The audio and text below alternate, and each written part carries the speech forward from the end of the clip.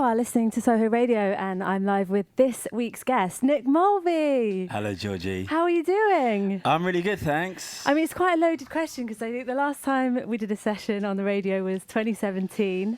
Right. A lot's happened. It's Some been a records minute. have been released. Life's That's been right. lived. So yeah, how are you? And are you excited? Obviously, new album out this week. Oh, Georgie, it's nice to be back. It's good to see you again. And I am good. I'm Yeah. well. I'm really excited to be releasing an album on Friday. A tour starts Thursday. I'm loving life. I've lots to be thankful for at the moment. Yeah. I mean, it must feel good in that like anticipatory bit where you're about to sort of birth a new thing, that you've spent all this time making and sort of crafting, and then suddenly it's like, people are going to be able to interpret it and have it as their own sort of thing. 100%. You set it free. I'm really proud of this work, and it goes deep because this moment for me is a really important moment. You know, it's a moment of reset in my career. I'll go even as far as say in my life. You know, it's been a really, in quite a lot of ways, a challenging time for me in the last few years. Like I know it's been for almost everyone I know. And this music is born from those challenges, and it feels so good to get to this point of sharing it, making sense of it, turning it into something beautiful. I mean, like, how blessed. Yeah. Can you talk a little bit about that then? Because I know that everyone in the last few years has gone through all kinds of loss and grief and just, I don't know, I guess when it's part of getting older as well, isn't it, a bit? Yeah, I mean, personally, behind the scenes, my life was going through a lot, really. My brother died. I separated from the mother of my kids, and my family was put into this period of real uncertainty.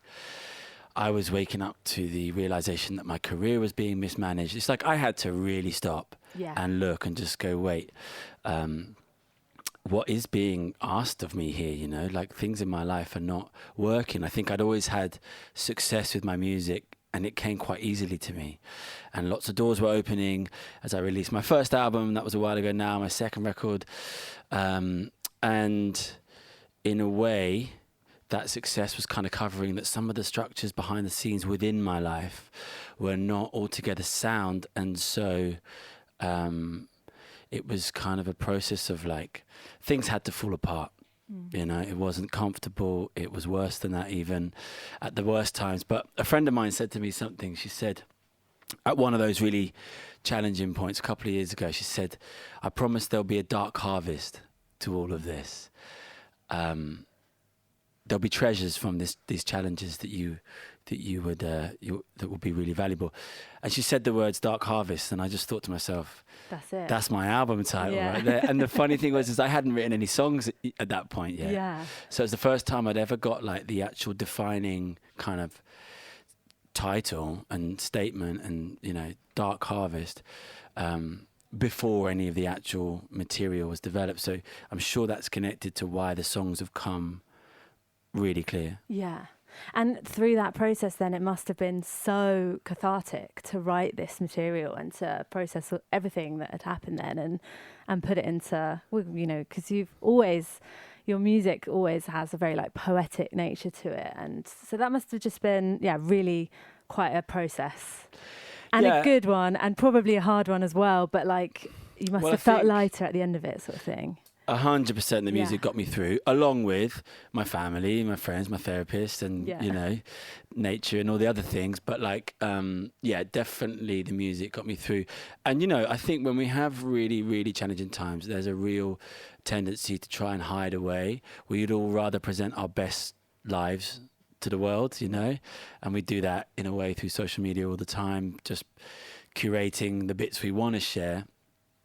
And I've actually been in the process in making this record and now in promoting it, where it's taken me deeper, and it's really rewarding because as a musician, my job is to take my feelings and my emotions and I turn them into art, basically, simply put. So a period of like being taken apart, it is rich. Yeah. It is, why would I not share that? Why would I not make it into something? Because it's naive to think that we're the only ones who are going through struggles. And like we started saying, expect that everyone listening right now to this has been through personal reckonings in the last couple of years. Yeah. So it's been so part of we can connect. The last 5 years. For everyone. I don't think anyone's kind of got off lightly, really, in whatever aspect it is, whether it's career, whether it's family, losing friends or loved ones or family members. You know, it's all part of life, I guess. But yeah. And I want to say, you know, in the context of these times, like, my suffering is relative. I was never fighting for my life, like many people are. So it's important to touch on that. But yeah, you know, some of the foundational pillars of relationship, family, career were all really shaky for me. And I'm very grateful to be at this point, you know, stable and turning it into music that I can share. And being here with you on the radio. Thanks, Nick. It's so nice. So nice that you've come in. So I also want to ask about studio sessions and things, because you work with some incredible collaborators, Jimmy Hogarth, Leo Abrahams. You know, John Hopkins, Brian Eno, he's worked with all of them, and the Parisi brothers as well. Yes. So what a combo of epic people. And how was it making this record? What was it like, those studio my favourite record to ever make, definitely. Like, it was just enjoyable and flow right from the off. No doubt a lot to do with the stellar cast of people I work with. So I met Jimmy Hogarth and you know, we just connected right from the start. His wealth of experience and his understanding of like how to put songs together, it's just like, you know, second to none. Plus, like, he is a good human, you know, from the Orkney Islands right up in the north of Scotland. Like, there was a part of me that was very raw, very tender, and I knew whichever collaborator I was going to work with, I was going to go deep over a long period into myself, into this creative process, and I needed someone really kind, really caring, like good-natured. I love that man. The Parisi brothers were just fresh off their Grammy wins with Fred again and all the work they'd done with him. So I did a couple of tracks with them, and you can't believe it being in the studio with them. Like, they're brothers who've been doing this. They're from Italy. They live outside London. They've been doing this since they were born, kind of thing, since they were 5. And they work so quickly, so creative. You can't believe like how they took my vocals and like, you know, turn these sound effects into... I could go on, you know, I really could. And then on the record, on the rest of the tracks, we had, I think, like a team of really the best session players in the country. I mean, how blessed am I? Leo Abrahams came down. Epic. Sam Davis on bass. And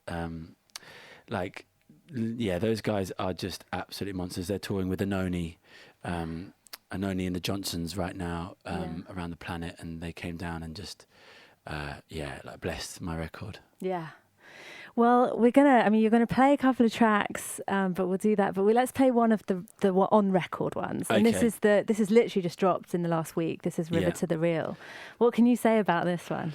I mean, from a songwriting point of view, it's about being taken apart, standing naked before my creator, saying, you know, I don't fear people anymore. Like, I don't mind what they say. From a production point of view, it's produced by Jimmy Hogarth, you know, so he's really brought this kind of just this solidity to the production. And then there's a point in the middle of the song where it crescendos and peaks, and that's Leo Abrahams on his electric guitar making this like monstrous noise, which in the mix with everything else is heaven. That's what I was going to say on my notes. The what have I put? The build, that noise. Bit where it just hits that sweet spot. Yeah, it's a couple minutes in or whatever. You got it. 2.5 minutes in. Well, let's play it, and then we're gonna hear from Nick on the guitar and stuff after this. But this is River to the Real, Nick Mulvey from the new record.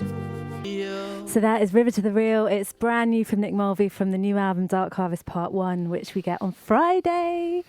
It's coming. But there's a part 1, right? So there's got to be a part 2. Right, you're picking it up. So is this, you had so much material, it was like a double album, or are they quite different? What was the thinking behind it? No, it's that first one. I just wrote a lot. Yeah. I had a lot to say, and I found that when it was all one body of work with like 14, 15 tracks, and they were all quite rich tracks with a lot of depth, and it was... I realised it was better to be served over 2 albums, so I split it into 2. Yeah. And is there a little bit of kind of journey weaved through? There is. The way I've done it is the first part, which comes out on Friday, is more or less the songs about coming apart. Yeah.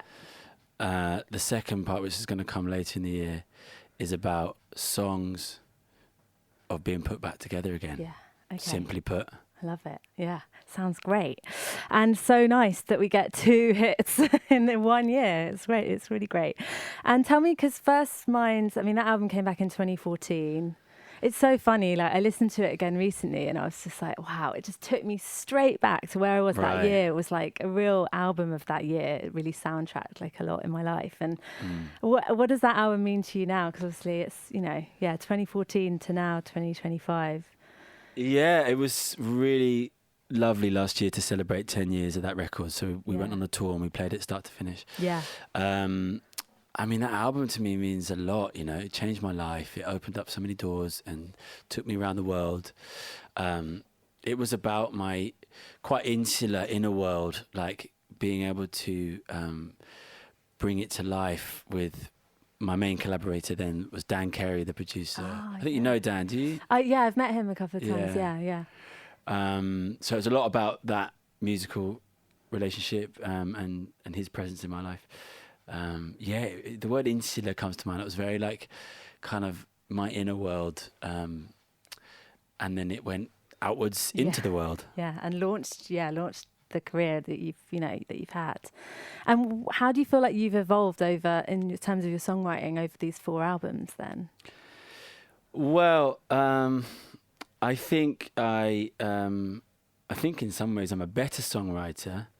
It just naturally grows over time, and I do less a lot of the time, and just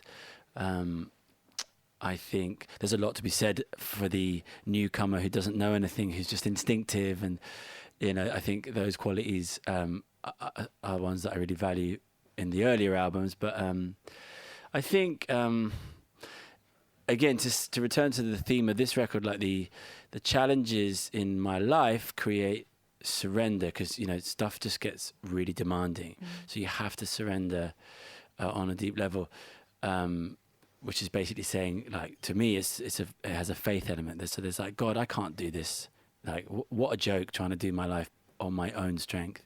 I need you. I want you everywhere. You who makes the mountains and makes the rivers, yes please, like come and help me in my life, and that's just good for the music, for the creativity, because that's also involves a deep surrender in it. You practice really hard to get good at what you do, but then you have to let go and let the creativity flow through. So of course those things are relating a lot and feeding into my music, particularly the new stuff.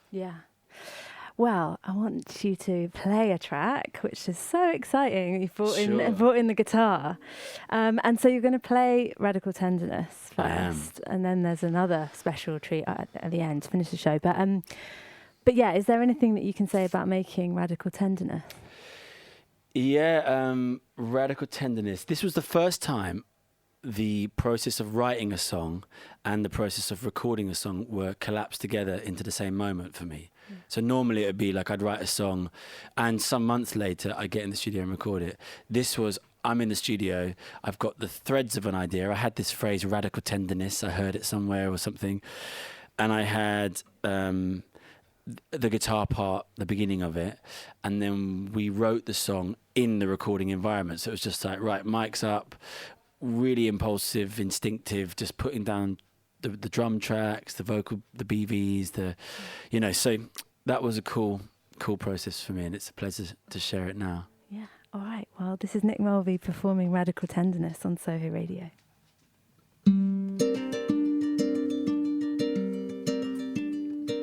Would you rather be right or free now? I guess I'd rather be free than right. When we're finally done with the conflict, in the aftermath we find radical tenderness now. Some of that natural great peace. Radical tenderness now. Some of that natural great peace. And if I had the restraint of Moses, I'd be humbled by your force. I'd understand it's just a process. River has to run its course. Radical tenderness now. Some of that natural great peace. Radical tenderness now. Some of that natural great peace.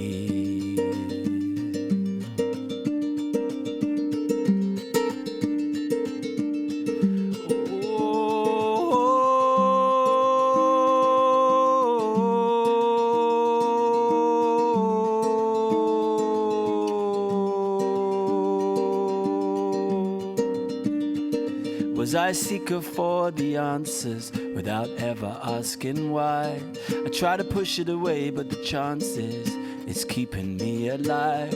Let's be adventurous. Remember it's you and it's me. Radical tenderness now. Some of that natural. And I saw us blowing away. I saw us as two blades of grass, swaying in a field so vast. It's not just us, it's all the past. What a view. So much more I want to say. Family trees of consequence, stretching back to Adam then. Shadows seeking to condemn me and you.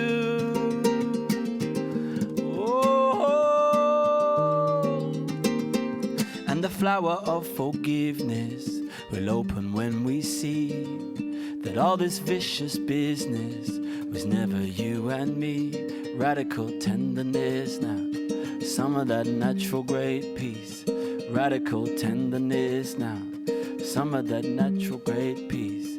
Yes, the flower of forgiveness will open when we see that all this vicious business was only you and me. Radical tenderness now.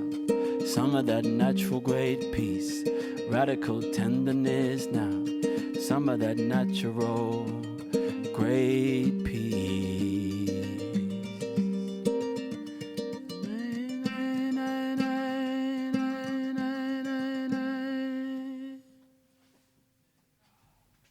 So that was Nick Mulvey live in session. I'm going to give you a round of applause, but it'll be a bit underwhelming. Come on. Round of applause. There it is, rapturous. Yes. That sounded so beautiful. Thank you so much. Yeah, my pleasure. So nice to hear it live in the room. It sounds amazing. So obviously, Dark Harvest Part 1 comes out on Friday, and then I'm presuming you're sort of jetting off on tour as of tonight or tomorrow, isn't it? It's tomorrow morning. We're in the bus. Yeah. Yeah. So where are you going to be going, and is it like a long tour? Where are you excited about revisiting? Do you know what? I'm excited to say it's the beginning of a world tour. No less. So over the course of the next months and into 2026, I go all over the place. Yeah. We start in Edinburgh on Thursday night. Yes. So driving up tomorrow, and then we start in Edinburgh Thursday, Glasgow Friday, where are we? Leeds Saturday, Newcastle Sunday. Onwards from there. We're working down through the UK this month. Okay, and then on on and then we go around Europe for a long run. We've got an Irish tour because I love Ireland. Amazing. And I just said to my agent, I want to go there and play a bunch of shows. We've got a US tour. We've got an Australian tour. Yeah. Bring it on. Bring it on. And I always feel, I mean, the last time I saw you live probably actually was a Somerset House show. Okay. It was a few years ago. Yeah. Maybe 5 years ago. I can't even We'll call remember. it 5. Time. Yeah. What's time? But your crowds are always just lovely, aren't they? They're such a nice bunch. Yeah, it's a good thing. It's a good thing. And, something really special is happening at my concerts, because it's a place to be raw in a way and to let all of the uncertainty we feel, basically, in these times, come to the surface, but it's held. It's a good feeling. It's a good space. It's an elevated space somehow, so we can allow a lot of deep feeling actually that is just different when you're with 500 people, 1,000 people. Something happens in a bigger group that you don't get in your own home. It's something about plugging in all of our different respective experiences and going into the collective and feeling, and I'm loving it. Yeah, and I guess because you have been so open with the vulnerability of the music, that's where people meet you, and then they bring their own sort of healing to it, I guess. Which is, that's the power of music anyway. That's what's so great about it, right? But that must be quite a magical thing for you when you do play live and share a new track. It's amazing. I feel so blessed. Not because of the platform and the things that you might think. It's to actually be useful in people's lives, to actually be helpful and to have something that is just on that ordinary, daily, down-to-earth ways, it's just like, this is a good thing. So yeah, I'm well happy. And for anybody going to Glastonbury, you're going to be on the green piece, aren't you? I will. Bring Sunday. It on. That's Sunday, Glastonbury, Greenpeace, 6:00. Sunday's kind of a magical day, I feel, because it's like everyone's gone hard. They've like had their Glastonbury kind of the big nights, and then Sunday's this quite like lovely thing where everyone's like wandering around a bit tired, and then it's like it's a nice one. I kind of feel it's like my ideal spot. Yeah. I wouldn't say no to Saturday night headliner. I'm not going to lie. Yeah. But Sunday, 6:00. I feel, myself included, we're going to be powerless to resist. Do you know what I mean? It's like, let's just enjoy it. Yeah, for sure. So in terms of the record, obviously it's out on Friday and we've had a few tasters of it, but you're going to do a cover. That's right. Is the cover... Is this on the record? And can you talk about why you chose it and why this song in particular? I wonder if I'll just tell this whole little story. So I was in London last year, and I just heard Annie Lennox's "No More I Love Yous," and like it just seemed to cut through. Yeah. It was the morning time. I had plans. I was a busy day, and it just stopped me in my tracks. It's a song that I've known since I was a kid, but I hadn't heard it in ages. And I heard it in passing, and I was like, I need to get that in my headphones right now. So I was walking down the street in Hackney, and like these tears came that I just didn't expect, and I couldn't stop. Yeah. And I listened to the song, and it moved me deeply. And I heard layers I'd never heard before, like how therapeutic this piece of music is. And she's got all these quite eccentric kind of parts to the songs. She gives a lot of kind of there's the kind of madness of the full range of our emotions. Like Annie Lennox is able to like really bring it, like and I then reached for my guitar when I got home, and like as I reached for it, I just kind of knew, that's exactly how I'm going to play this song. Like I saw even all the chord shapes, and it just came very naturally to me. And then actually fast forward 6 months, and I have a friendship with her daughter, Lola Lennox. Oh, cool. Is a mate, and she was in Ibiza where I was, and it was her dad's 70th. Her dad's a legend. Yeah. Uri has been a big support to me in my life when things were falling apart. He was just like, listen, you can come and stay anytime. And he would talk about his life and his separations, and it was sage. It was good. Yeah. So it was his 70th. So his daughter his daughter Lola got in touch with me and said, let's do some covers and we'll perform them at my dad's party. So I was able to say to her, listen, I've had this whole journey with your mum's track this year, with No More I Love Yous. And she said, well, did you know when she recorded that song, Lola was 2. Yeah. And it was Lola's 2-year-old kind of nighttime fears that Annie was weaving into the song, because the track, Annie Lennox's version, has these like, we don't talk about the monsters, like these like crazy little BVs that are all popping off throughout the track. It's extraordinary how this song, from a production point of view, how it works. And it was very just touching for me to be really moved by it at the top of the year. Go into this cover. I've actually performed it on tour in the 10-year anniversary of First Mind tour. Yeah. And then to meet Lola, and then her say, well, that was actually her influence. It just was like one of those funny things. Yeah. That's so cool. And it is such a beautiful track. And I'm so excited for this. So thank you so much for performing it. All right, here we go. Let's do it. Okay. No More I Love Yous.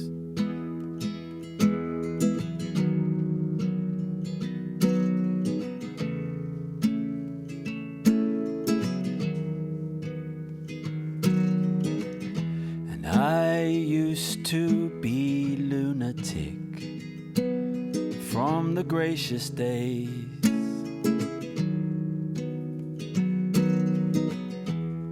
and I used to be begone and so restless nights.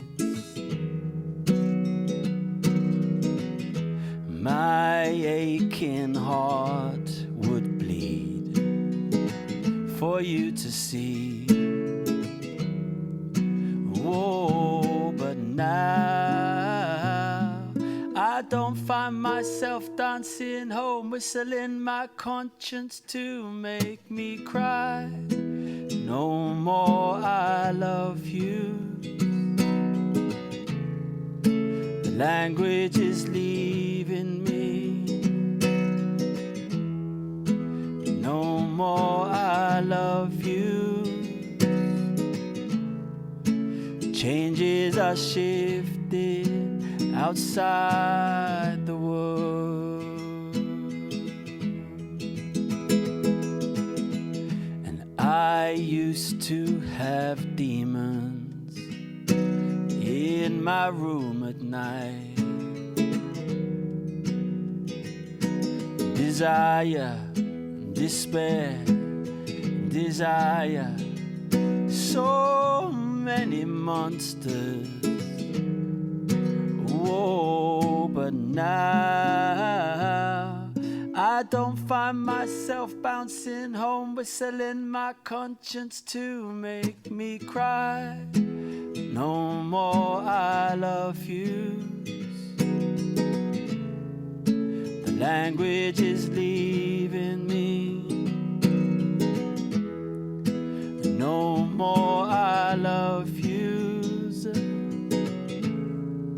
The language is leaving me in silence. No more I love yous. Changes are shifting outside the world.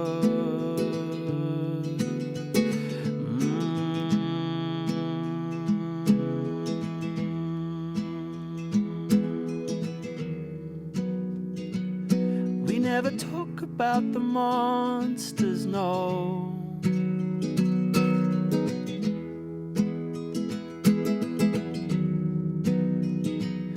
We never talk about the monsters, no.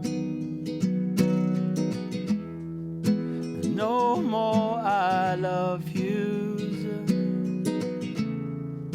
The language is leaving me in silence.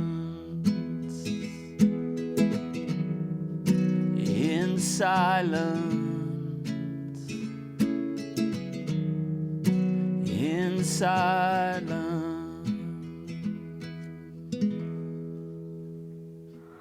Nick Mulvey live in session, No More I Love Yous, Annie Lennox. Wow. What a lovely addition to the record then. That just the whole, having you told that story about it, just like a whole new meaning of it. Yeah. Thank you. And it's one of the tracks I produced with the Parisi brothers. Yeah. So they brought this like beautiful soundscape to it. Amazing. I can't wait to listen to it. So everybody go and get the album on Friday. Absolutely. It's coming. It's coming. Dark Harvest Part 1. And then, you're going to be kind of, on the road a little bit. I just wanted to ask you before we wrap up, because you've been living in Ibiza for, sort of like between or mostly Ibiza for the last few years. Right. How have you found that sort of affected your music in any way? Because it's such a, I don't know, it's so beautiful, the island, like the water and the sea. And yeah, it's gorgeous. And I'm very grateful to live there and raise my kids there. But I mean, the short answer is not really, in the sense of like, it doesn't influence my music in any kind of obviously tangible way. I think I miss my homeland in lots of ways with the UK. These landscapes have always, they're really where I'm from, and they really nourish and they feed into my music in a more obvious way. And I love Ibiza. But I don't find it turning up in my songs. Really? Yeah. Interesting. It's just that way. Yeah. Well, thank you so much for coming in. It's been really, really lovely to chat. And congrats on the album release, and enjoy the touring, and see you at Glastonbury. Thank you, Georgie. Nice one.